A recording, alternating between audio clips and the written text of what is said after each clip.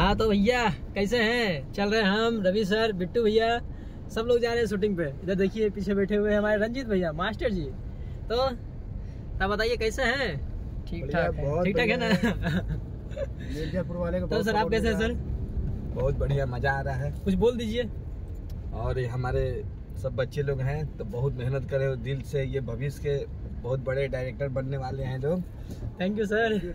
आप जितने देख रहे हैं सब लोग आशीर्वाद दीजिए बच्चों लोग पर। Thank you so much sir. चलेगा एक बार। हाँ तो भैया तो सर बोल दिए सर, अब तो हम सब डायरेक्टर बन ही जाएंगे सर फ्यूचर में। अब हम सब डायरेक्टर बन जाएंगे ना फ्यूचर में। अरे एकदम यही जुनून और लगन संभाल के रखना है। बिल्कुल सर।